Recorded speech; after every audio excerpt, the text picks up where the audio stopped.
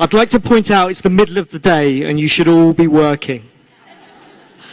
For those of you that don't know me, I'm Sunil Singhvi. I'm the head of music partnerships here at Twitter.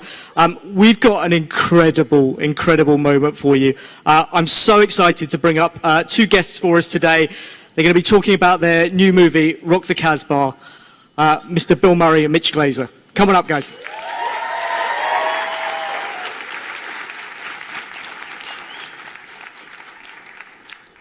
Two seats for you. I've got two microphones. Well, you're good. How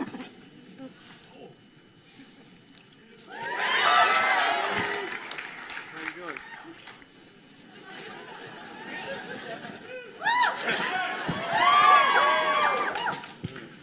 I honestly think we could probably do 20 minutes of you just getting up and getting down and we'd get this crowd to cheer. Well, are you guys on an hourly or are you on a flat? If we're getting paid by the hour, I can do this getting up thing for a while. But if you're just getting a flat salary, I'll just sit down and start talking, whatever you want to do. The joke is I can actually see some hourlies in here, so, you know, Okay, great. people are happy today. All right. So we've got the crowd here. This is San Francisco head office for Twitter. There's a whole variety of different people in this room, engineers, sales teams, designers, media team. There's a whole bunch of people eating lunch and waiting to hear what you guys have got to say. So I wanted to ask a few questions about the movie from my side, just, you know, I get this opportunity, so I'm going to take it. And then we're going to go to some questions that the Twitter audience has asked. And then we're going to give you guys a chance to ask some questions a little bit later on. There are two microphones. Don't push anyone out of the way. Like, orderly queue. Think about your questions before you get there.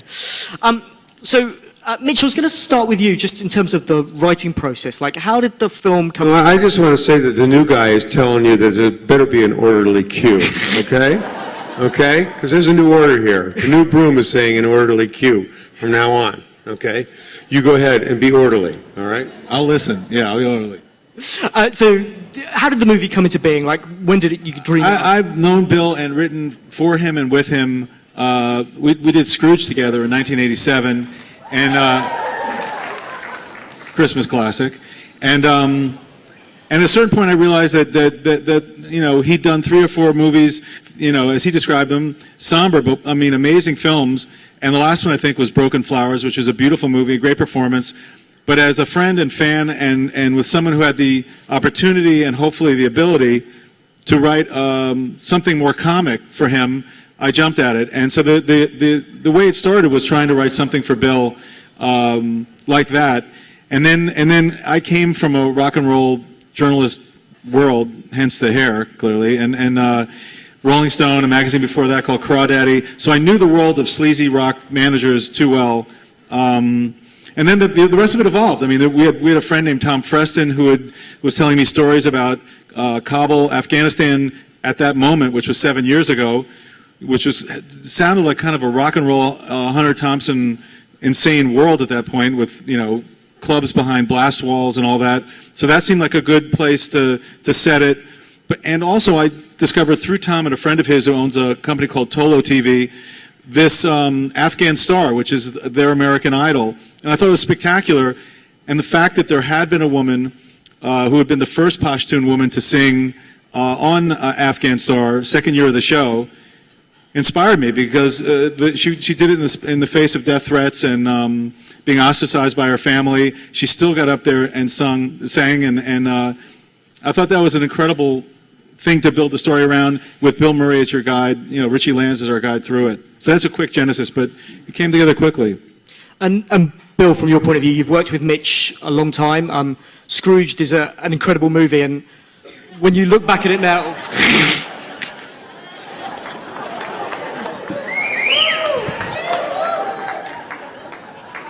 I have to admit, I have absolutely no knowledge of American sport, so That's why you're in charge.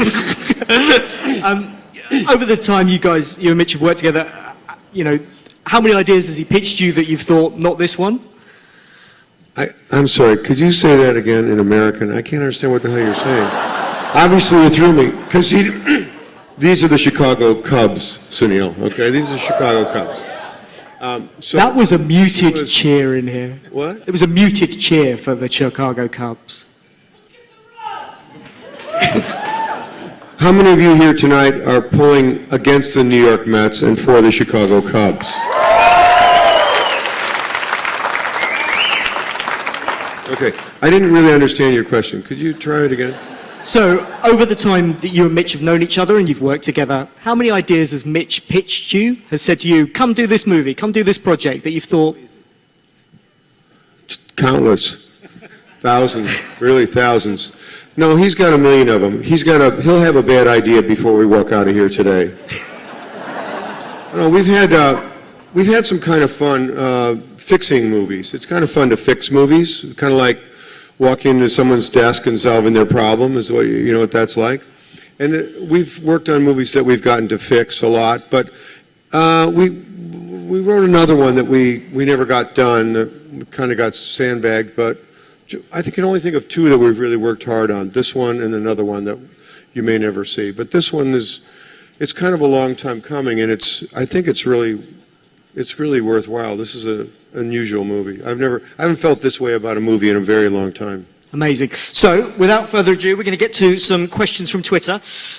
These questions have come in. We asked people to tweet with the hashtag AskBillMurray yesterday, but I'm going to ask you both to pitch in with responses. So, starting with the top, this is Keith. What's a movie geek got to do to hang out with someone like you? Keith, are you in the room here? No, Keith's a Twitter user somewhere in the okay, program. that was a joke, Sunil. I'm going to have to point out the jokes to you. I'll raise my hand when what I'm saying has humorous content. If you can do, that'd be great. Well, Keith, you got to get out more. You really do. Where the hell are you? Big Brother 1988. Now, that's not Big Brother in the holding company. Well, he's a big brother, though. A movie geek, got to hang out?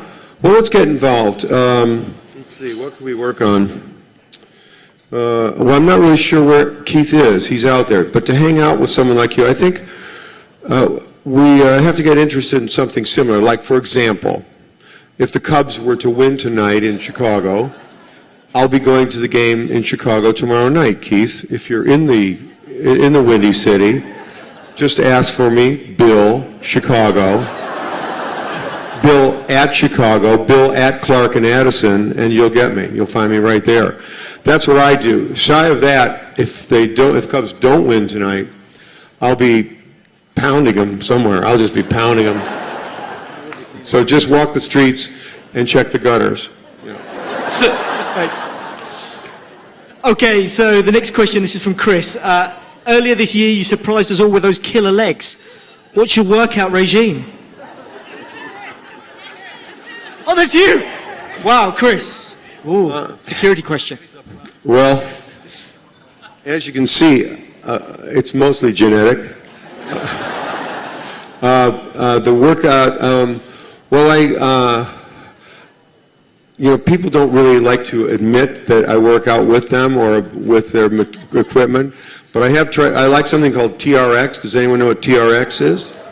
I like that, and I grew up without a bicycle for many years, so I got very good at running alongside my friends. That's how I got that's how I got kind of fit, yeah. Perfect. Okay, so the next question comes from Brain Dan Michaels. What interested you in doing this film? That's not brain damaged, it's Brain Dan Michaels. Well, this movie is, let's see, how can I describe it? Well, you sort of saw the trailer, I guess. And it's one of those movies where there's someone that's in a situation he doesn't belong in, and he's using the methods that have worked for him in his hometown, in his own neighborhood, trying to get by with it. And there's, when someone's kind of nervy like that, it sort of shocks people out of their ordinary way of dealing, and it gets results. It gets funny kinds of results, because they think, how this person is really committed to this line of reasoning, this type of thinking. Now, that's a long ways to go sideways from what interested me in this film, but this film to me, it's the idea of being funny in this situation was going to be challenging. And we shot the film in Morocco, which is not Afghanistan. We couldn't shoot in Afghanistan, but it wasn't feasible to shoot in Afghanistan. But Morocco is a mostly Muslim country, and to come there and to work during Ramadan and make a film there and get along and get across and make the point and entertain. And basically, you have to entertain. Like if we're the movie crew, I got to make sure you like it. If you're not liking it, we're going to have trouble in a real movie theater if the guys we're working with aren't liking it. So we had to convince them that we were that we were straightforward and we were telling the story the way we were going to tell it. We weren't trying to fool anybody or trick anyone, and tell a story that they could respect as Muslims. And I think we did that. We have already seemed to have gotten great support from Muslim people. For us, our favorite is the fellow Yusuf Islam, who was known as Cat Stevens once upon a time, and now he's a Sufi and turned away from rock and roll and show business for many years. And we had to convince him we were going to be on the square, and he likes the movie very, very much. And a leading lady that he plays opposite is a young woman named Leem Lubani, who does all her own singing. She's a Palestinian from Nazareth, Muslim, and the two of them together are spectacular. And the thing, as a writer, and for where I come from into this, is it gives the full ride of what Bill can do. So there is comedy in it, but heart. And at the end of the movie, Bill's character has become a complete person through having been there. And I think it's his greatest work. I love it. I love the movie. And I gotta say, to the fact of this question, I gave it to Bill 7 years ago on a Friday. Saturday morning, he called and said, "Let's do this thing." And it took 7 years to get major studios or anyone to deal with it, because they kept saying they were uncomfortable with the region and they weren't sure about doing something set in the Muslim world. And to Bill's credit, he stayed with it till this minute. It might end now, but up until now, he's been fantastic. Well, this is about a free lunch right now, but I mean, yeah. Okay, so the next question from Tyler. What will set Rock the Kasbah apart from other movies this year? Well, it's sort of what we're talking about. It's there's this sort of cloud hanging over the United States, which is how do we get along with the rest of the world? How are we getting along? And I mean, the Muslim world is gigantic, and we're at odds with so much of it, with so much of it, and there's such a lack of understanding. And when we lived in Morocco, you go to work every day with someone who has the same God, he just uses a different name. It's just a funny way of operating, but the same things all hold true. It's you do unto others as you'd have them do unto you, and that says that in the Quran in different words, but almost identical. And that's the way it goes. You take care of people, you look after them, you're considerate of them, and something grows between you. Some relationship develops. Just the way you look at each other, the way you talk to each other, the way you walk down the street together, the way you walk back and forth from lunch together. It's different. It just changes because there's a relation. So that ambition of trying to do an entertainment that might afford a better understanding among people that's sort of what we were going for. And I think I know we did it, because it makes me misty to watch the movie. It's emotional. It's a strong thing, and it's a very it's often there's a lot about womanhood in this film, and the way that women in those countries have to struggle, not unlike the way they struggle in San Francisco or anywhere else in the United States. But just the pictures that show that at the end of the movie are very strong and very, very, very moving. And if you see it, you'll know what I'm talking about. And by design, it celebrates the things that are similar as well. I mean, it's definitely an exotic place that we shot at, and we have a great second unit director who works for Vice, Galara, who went to Kabul and shot most of the scenes that you see that don't have our principal actors in it. We're actually in Kabul, but it's about a father's love for his daughter, the universal love for music and humor, and I've seen the movie with Muslim audiences here in Fremont, and people love to laugh. In fact, we met with Muslim Affairs Council in Los Angeles before I started writing it to get their input, and at the end of it, the man Salam who runs it said, "I have one favor to ask of you." And I kind of froze because I was thinking, because there was a group of very serious men there thinking, what would this question be? And he said, just make it funny. And I said, well, that I can do. I'll make it funny. And, you know, Bill will make it funny. And it was great because it was exactly the intention of the movie, that everybody loves to laugh, and we did it. Brilliant. So the next question, what inspired you about Richie Lanz? Did you research the part? Did you pattern the character after someone? Well, this research part, that's really, those are those other actors, those guys. But the inspiration was this guy who is, I don't know, the San Francisco guy is Bill Graham, and the New York guy is a fellow named Ron Delsener, who we happen to know both of them, and I knew both of them, you know, a little bit. And they're hilarious to watch, just hilarious to watch. I watched Bill Graham here at the Winterland on a New Year's Eve concert, go back, and it's one of those nights where everyone that comes to the concert gets dosed. I'm sure you've been to these things before, but basically the Hells Angels dose 16,000 people. So there's people just wandering around like this for many, many hours. You end up, someone taps me on the shoulder and says, Jerry Garcia wants you to come right away. So they take breaks. It's one of these 14-hour concerts where they take breaks and they eat breakfast and they start over again. But I get in there and he says, you got to see this, you got to see this. And almost instantaneously, Bill Graham walks in and starts this rap about this audience. I despise this audience. This is the most disgusting group of people I've ever seen. They do not deserve an encore. I would not go back out there. If I were you, if you do go out there, I'll never speak to you again. I'll lose all respect for it. He goes on for like 35 minutes and then turns it the other direction saying,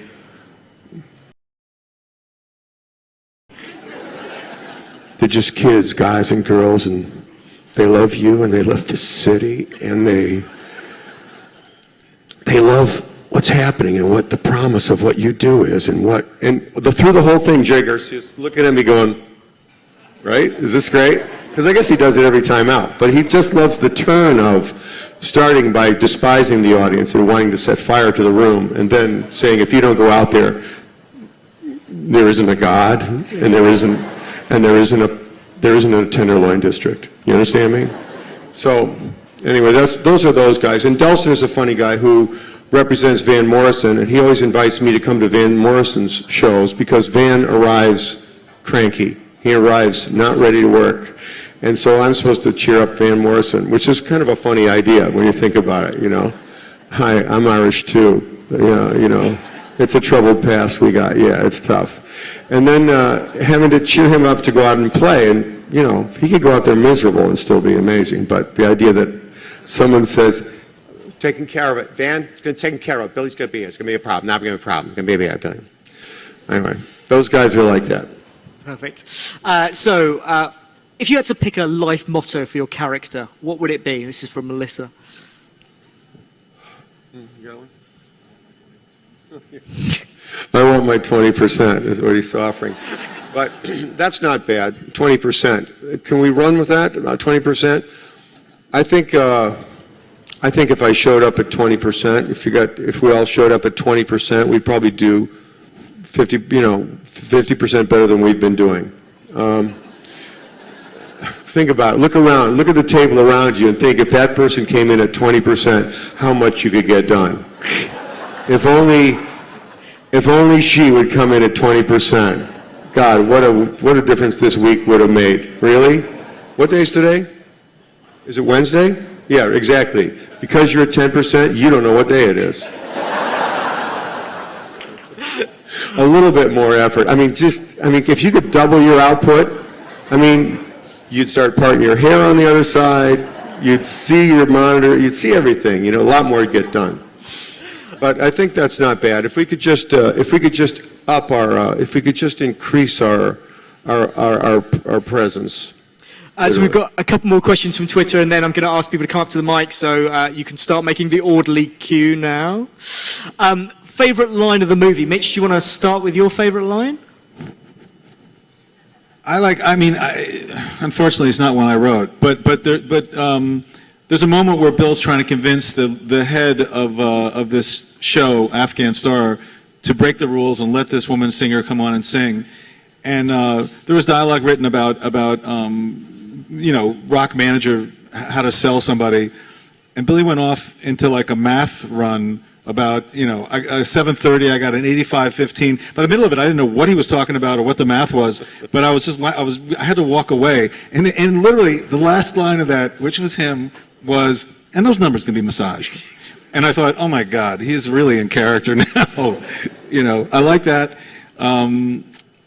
I don't know. I think, and then then there's a kind of a beautiful scene, more than a line, but it's a scene on the battlements between Bill and this girl right before we think that there's going to be conflict. And I love the way the two of them speak to each other, and she quotes Rumi to him, and he says that she's the best he's ever seen, and I like the serious stuff as well. Perfect. Bill, have you got a favorite line from the movie? Well, I like that math one. That's a pretty good one. And it was very dazzling for him because he didn't really know what the hell I was talking about. Because I've got a pre-existing 70-30 that's been stepped on by I've got a 70-30 that's been stepped on by a pre-existing 80-20. But my 15 against your 65, we're still going to be living on top of the hill, do you understand? But those numbers can be massaged. That's something like that was how it went. Anyway, and this funny actor was completely baffled by the whole thing, which is what I was intending, and it worked. But okay, there's I don't know. There's just a moment where everything goes wrong, and I just say something like I'm completely fucked, and the guy says, "Welcome to Afghanistan," and there's a line when our luggage doesn't show up. I say, "This is your line." I'll give him some credit. It says, is there such a thing? Our luggage didn't arrive. Is there a lost and found? And the American soldier says, not in the traditional sense, which always cracks me up because the whole country is kind of lost. I got to jump in. There's a scene towards the end of the movie where Bill kind of confesses what his life has really been about, which is an incredible in-one scene. The 2 takes he did, both of them great, but without any cuts. So it's just one scene. And I love when Bill refers to. He says he's confessing. He says, "I never managed Madonna." He said, I did have Eddie money, but it was before 2 Tickets to Paradise." And there's a whole run of how sad his character is, talking and ending with the 4 sacred bonds of on earth, which is priest confessor, husband wife, father child, talent manager client, and that whole run ending with, and then the 2 guys say, "What about lawyer client, or what about doctor?" I really love that scene as well. I think it's beautiful. It's performed much more effectively in the film. I mean, I'll leave it. So the last question from Twitter, and then we're going to come to you guys. The film has so much music in it, so much great music throughout. There's some amazing stuff in there. But it does open in a sort of karaoke style. So I'd love to hear from you guys. The question from Stephen: what's your go-to karaoke song?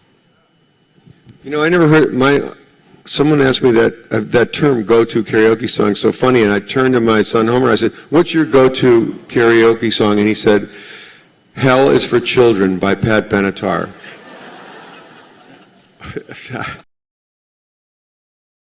I could just say that all day long. So let's see, mine. Well, I get up in front of with live bands and sing Brandy. Sang it at my wedding. Yeah, and I can sing. But that's just really performance. Karaoke is very different because I can sing. I like to sing "Gloria" by Them. That's a really good song. But in a karaoke situation, it's usually alcohol is like the motor of the entire thing. And then I don't think it really matters what you sing so long. I think "Oh Happy Day" by the Edwin Hawkins Singers is a good one, but you can't get like the rest of the room to go along and sing the backup. It's very hard. I don't really have a go-to number, and that's kind of why I'm in the acting thing. Amazing. Right, we're going to go to some questions from the crowd. I'm going to start with this gentleman who I think was up first. Hi, Bill. There's some formidable rumors about you on the internet. My favorite being you stealing a French fry off a random guy's plate and whispering in his ear, "No one's going to believe you." Can you tell us a bit about the truth behind these, and what's the most bizarre one that you've ever heard?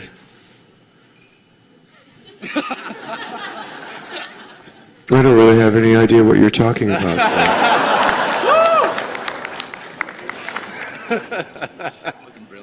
I mean, the only thing that's really strange is a man took my photograph in the restroom of the ballpark the other night, and it bothered me. It bothered me. You know, there was no applause, there was nothing. He just took my picture.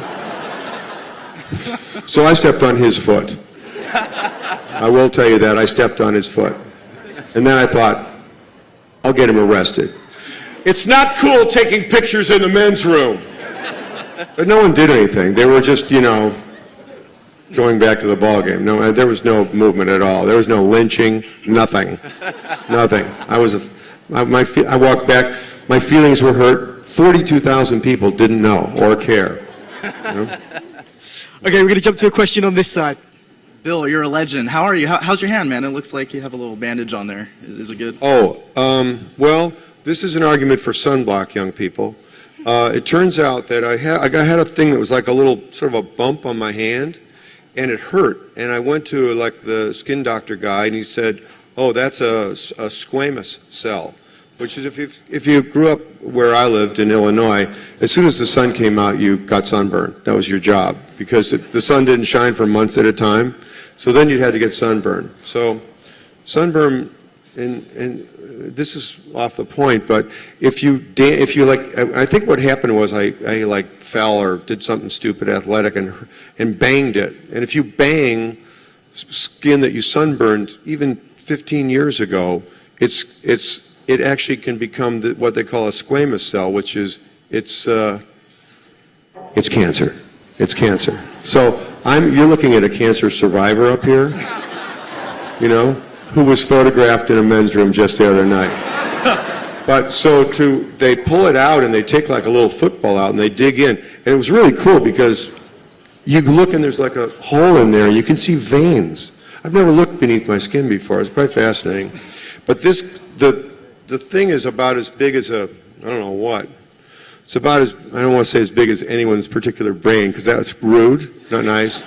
But it's just a little bitty thing, but the scar of it is about 5 inches long in order to make it go back perfectly. But I'm a survival. Good advice. That wasn't my real question, but I'm glad you went into detail. That's a real question, though, and I wanted to share that with you because okay, you know? I want you to know. You're breaking the one question. No, that wasn't his real question. My real you question understand? Chicago Cubs, not his real question.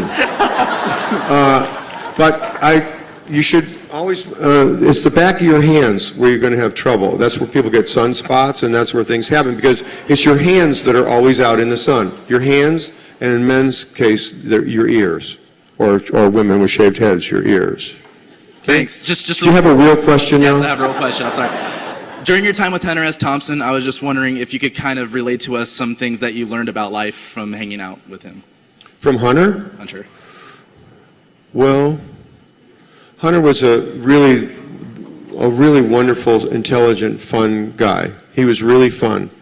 He hated mean people. He really did. Although he would kick this thing.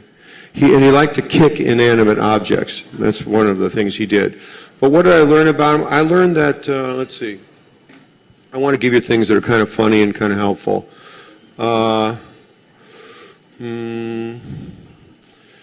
He believed in strong, spicy things.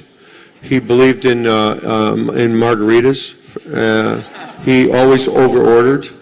He always felt that if you were in a room service situation and they brought you bread and butter, you never gave up the butter. Thanks, I'll remember that. Question on this side. Hi there. Well, I wanted to ask you, since speaking of the rumors that you've kind of made appearances here and there, and apparently I've heard that you've shown up to events that people have thrown unexpectedly, so I wanted to take the opportunity to let you know that if you're in town the weekend of November 6th, you should come to my birthday. So, it's not really a question, more like, would you like to come to my birthday? Well, I'm not sure I'm going to be here, but I'd like to get the fun started. What's your name? My name's Dana, and actually my tagline on my profile of Twitter is a Ghostbusters quote. So, A Ghostbusters quote? I'm a big fan, yeah. Okay. Well, I'd like to get Dana's party fun going here.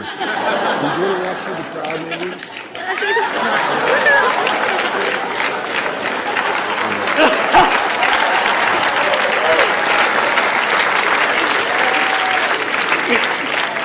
Thank you. It's going to be a really good party now, so you should really come. This guy was just about to put some hummus into my hat. Well, I hope you have a happy birthday. Is this a big one? Not exactly. They get bigger every year, I'd say, in terms of how they feel. Uh-huh. Well, is your psychological clock ticking or something? Psychological, yes. Biological, no. Good. Okay. They actually get smaller and smaller. That's my feelings. They get smaller and smaller. Yeah. Perfect. All right, happy birthday. We'll sing maybe later, okay? All right, you're Mr. Murray, thank you for all the good moments in my childhood, Caddyshack, Stripes, Ghostbusters, and the theme from Star Wars on Saturday Night Live. So my question is, my favorite thing this year was the love song from Jaws on Saturday Night Live this year. Vanity Fair said it came together in one day, you showed up and like one and done. Like, how are you that good? I'm gifted. It's not that I'm good. It came from above. Actually, I wrote that, or what I did write, and I wrote it a long time ago when Jaws came out. And I used to just sing it. I only had like a couple lines of it. And my friend Jim Downey, who's one of America's funniest people, and was a long-time writer on Saturday Night Live, said, "You should do Jaws. You should do Jaws." And I thought, okay. And then he called Paul Schaefer, and we all got in there. "You should do Jaws."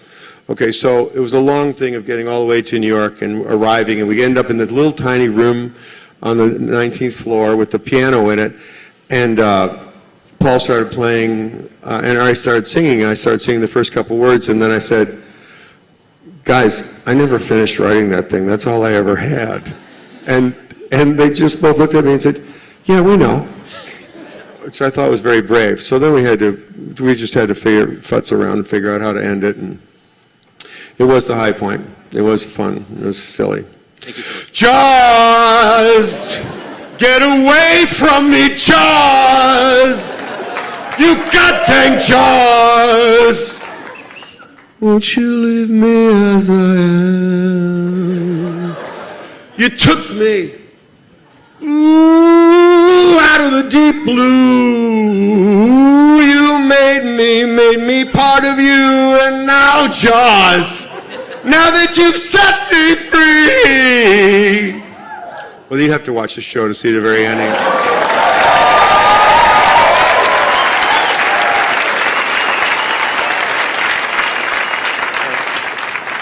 So, in Zombieland, you played a fictional version of yourself who died one of the... No, that was really me. No, yeah, I'm sorry. You played yourself as yourself, and you died a very silly, predictable death in that movie. I'm just wondering if you or anyone else on the set thought, why would anyone do this? Sneaking up on Jesse Eisenberg as a zombie? Well, actually, I just want to point out that I can't tell you how many people have asked me, was that really your house? Okay, was it? I think, all right, you haven't seen the movie, that's not going to help you, but I was asked to do the part, and actually they asked Joe Pesci to do it first. And I thought, Christ, Pesci is a zombie? That's fantastic. But it was too lowbrow for him, and so he didn't do it. But he prefers to beat people to death and bury them in the desert. You know? Right. Let's see. What was that's the what me question? and my friends were It was why did I do that? What happened? What went on? And it wasn't a predictable death because actually that's not what was written in the script. Okay. It was written a different way. And then in the course of having the fun of it, we just thought, you know, it might be funny if I just get killed here. But then the movie was very successful, and I thought that I'd been stupid and I'd ruled myself out of the sequel by killing myself. Because zombies don't get lines, you know, they just don't get lines. They do this thing. They get that. But that was a lot of fun. That guy who made that movie made a wonderful movie, Ruben Fleischer. If you haven't seen Zombieland, most people who don't go for zombie stuff would never see it, but it's funny. It's really funny. And Woody is great. Woody Harrelson is really great. And Emma Stone, I was dead, and she was talking, we did many scenes where I was already dead, and she was talking over my body, and I had a lot of trouble not exploding. She's funny. She's very funny. Thank you. Yeah? Hey. I just wanted to say, first of all, you cheering up Van Morrison is, you're probably really good at doing that. I actually have you on my phone. Whenever I try to take a picture of somebody, everybody smiles, so you're great at cheering people up. I don't know what you said, but it sounds like I'm giving you a pass on something illegal. Maybe. And I'm fine with that. I'm not with the police. I'm not here to arrest or confine. You go right ahead. So you started working with Wes Anderson right after Bottle Rocket, so he wasn't really too well known quite yet. And I was wondering what attracted you to him at first, and you keep working with him. Would you ever consider maybe writing with him in the future? Well, it turns out he wanted me to be in Bottle Rocket, but my agents thought he was so small time they never even sent me the scripts. Isn't that great? They never even sent me the scripts, and then they finally sent me one after his first movie, Bottle Rocket, got some notice, and I read it, and they said, okay, would you like to set up a meeting with him? And I said, no. And I said, well, because this guy really wants you to do the movie. And I said, okay, I'll do the movie. And you don't want to meet him? You don't want to set him? I said, no, I read his script. He knows exactly what he wants to do. And he did. He knew exactly what he wanted to do. His script is very clearly written. There's not anything that's left out. And not only was he, does he know what he wants to do, he's a delightful character. And he's made the making of his movies the living of his life. And we go to make these movies, and he's living just this fantastic life, and making the making of it so much fun. So it's fun to go on. None of us are getting rich, but we're having a really great time and making better and better movies all the time. I'm glad you like his films. Thank you. And I don't throw in much to his movies because they're pretty tight, but I like working with him, and I'd write with him anytime, sure. Hey, Bill. Years ago, We need some more girls up here. This is all guys up here. Anybody want to take my spot? You chicks all got it completely together? Is that the deal? You have no questions. You are running full out, full on. These guys are they're troubled. All right, go ahead. Years ago, my high school teacher, drama teacher, said that she had you as a student and gave you a failing grade, and that you sent her a Christmas card every year. And I want to know if that's true, how that affected your career. If it's not true, how do you feel about teachers using you to lie to students?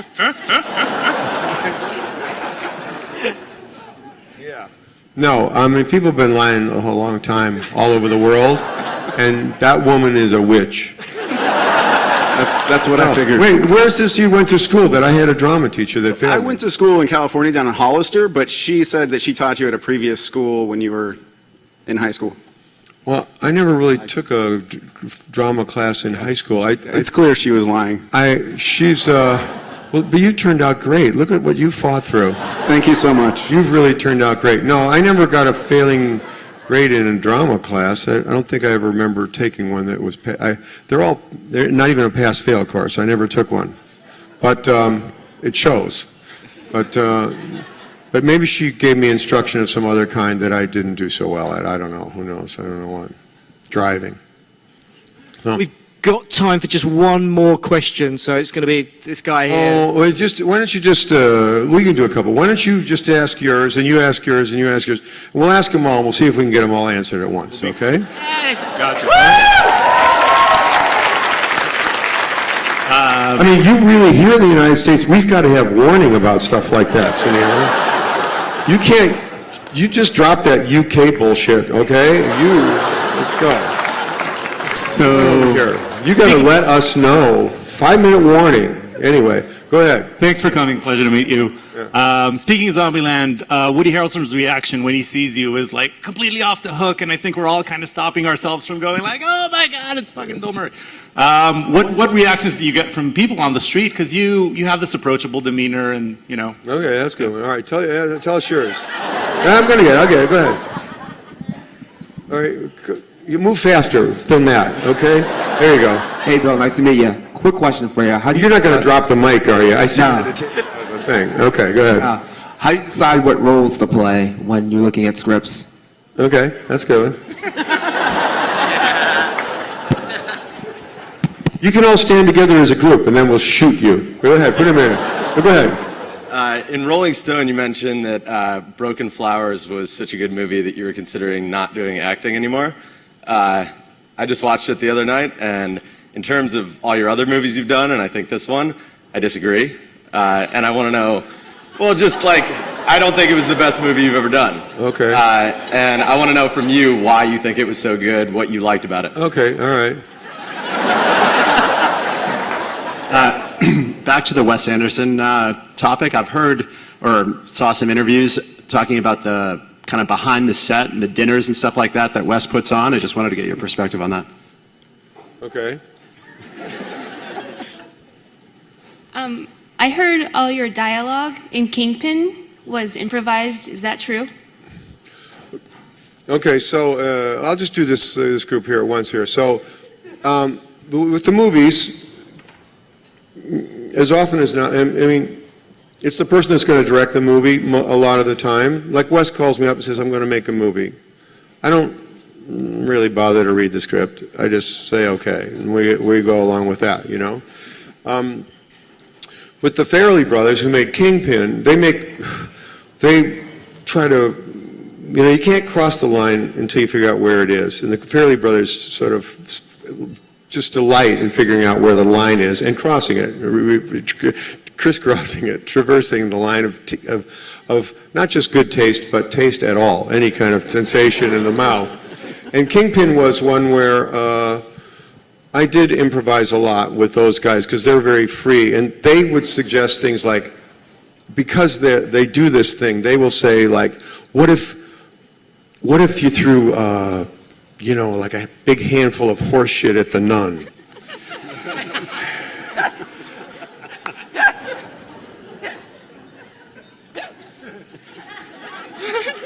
And I'd say, well, why don't I try something and see if you like it?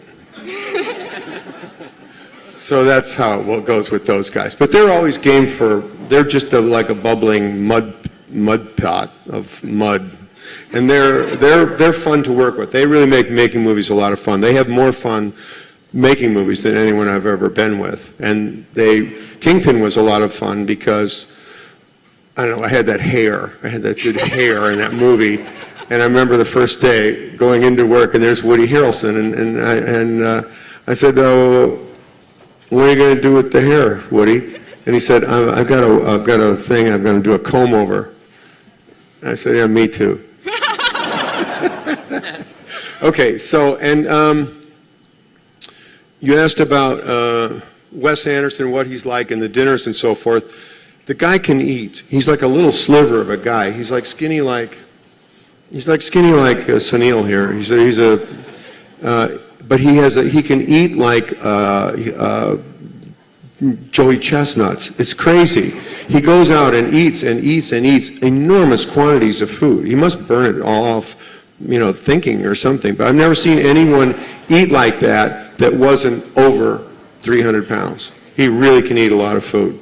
And it's a lot of fun. He gets like 5 restaurants that he goes to, and he's just like, well, where should we go? McDonald's or Burger King? But it's like that. There's 5 restaurants you go to wherever you're working, or maybe 4, and you just go to each one every night. And there's a lot of eating and a lot of talking about movies and a lot of silliness.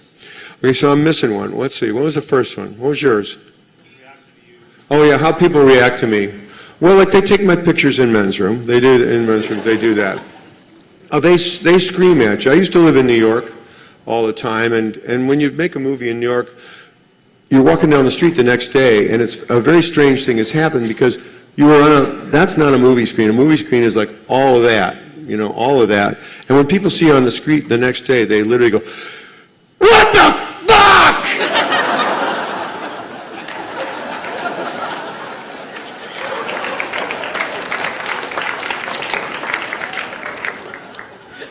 You know, I used to live on 18th Street. You know, it's not like 34th or Broadway. I think it's 18th Street. You know, it's just like there's this and then there's that. Well, that kind of noise carries out to the sunbathing area out here and to the back of the kitchen, and it would just terrify you. But I get that Bill fucking Murray, Bill motherfucking Ghostbuster Murray. I get that kind of stuff all the time, and I get all kinds of crazy stuff, and mostly I get like people saying, oh, Jesus, God, do you have time for a selfie? And that's pretty much what I do for a living, is I take selfie photographs. That's all I do. That's, huh? A little louder, what? The going rate is, I really try to do it based on a manners thing, and I try to always stop, and I've just wasted so much time, so much of my life saying, you know, I'm from Illinois, where people say hello before they ask for something. And it's like throwing stones at El Capitan. It's still there, there's still like this deadness, nothing penetrates it. But I keep trying. But I do have one that I'll give to you, which someone gave me. I went to watch a psychologist talk once, and she had to deal with people that had personality disorders coming up and talking to her in front of a whole group of psychologists, and they would come up and just go, first gear, fourth gear, seventh gear, ninth gear, like that, and she would just say, start over.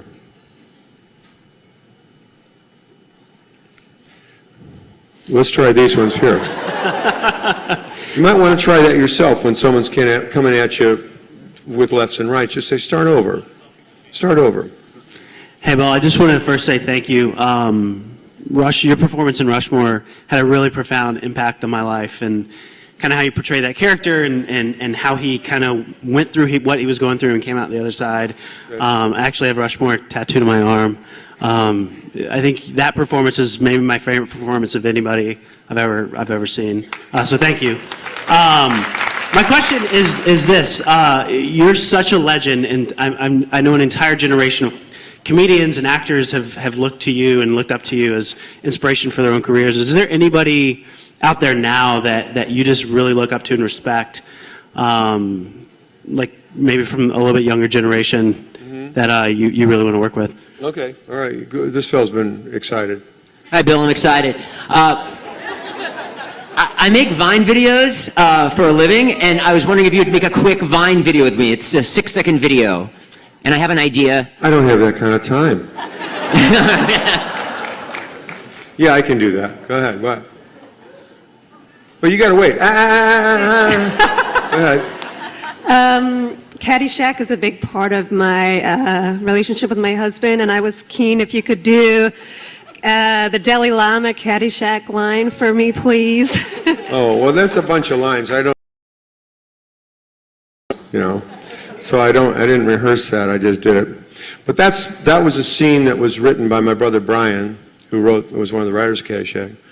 And they had someone else playing that part, and they didn't like it. And on that job, they just kept calling me back saying, you want to come down and shoot some more? Because I only had one little bitty scene in the movie, and they just kept expanding it. And one time I went down there and said, yeah, well, we got this Dolly, we got this one scene, and the guy didn't do it very well. You want to try it? So I got to try it, and I just added some more to it. But, so they're,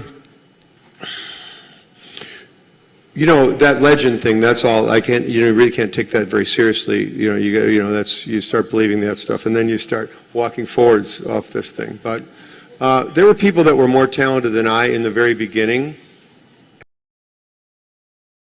And I just like what I do.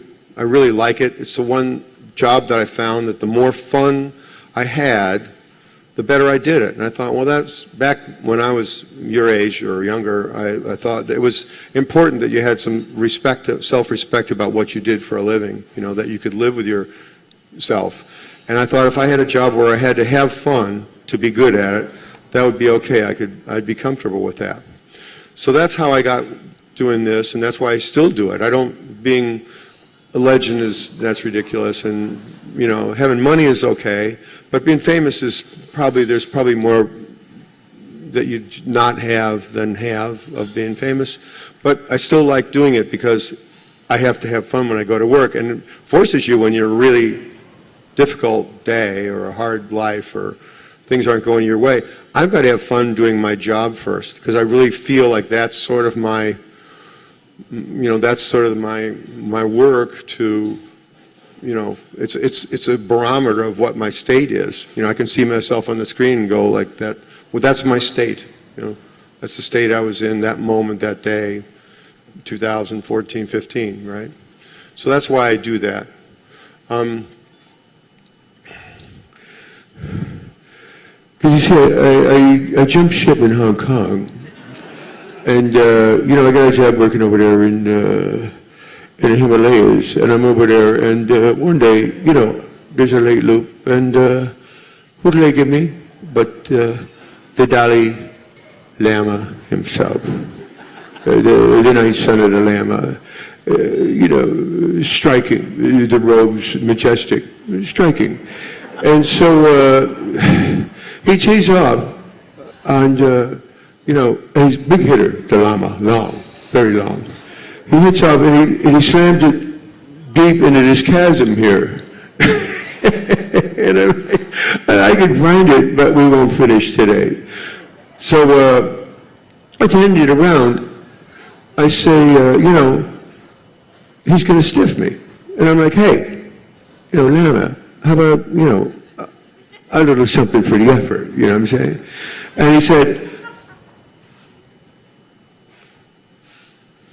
Kunga la Kunga. No, Gunga la Kunga. Gunga la Kunga. But you will not receive anything now, but on your deathbed, you will receive total consciousness. So, I got that going for me.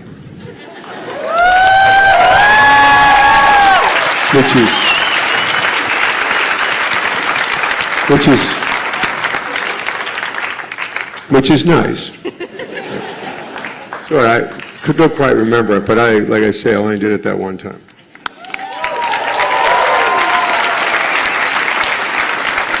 So I'm going to ask everyone to do two things for us. Number one, go out and see Rock the Kasbah when it opens in theatres. And number two, please be upstanding and give a round of applause to Mitch Glazer and Bill Murray.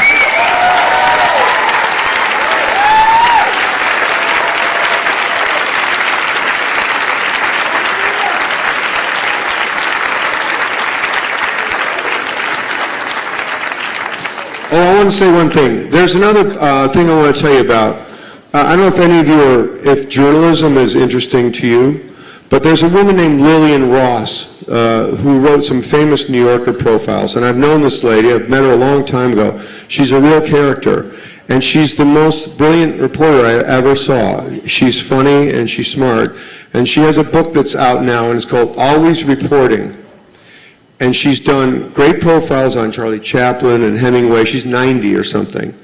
And if you're out there and you're talking in your world to people that read and write and are interested in people that read and write, this is a book that's really extraordinary. I read a piece that she wrote that was in it about the Junior League of New York. And it's one of the funniest things any person has ever written. And it's only the facts. It's only the facts. But her eyes are that great. Her name is Lillian Ross. I hope you pick it up or try it.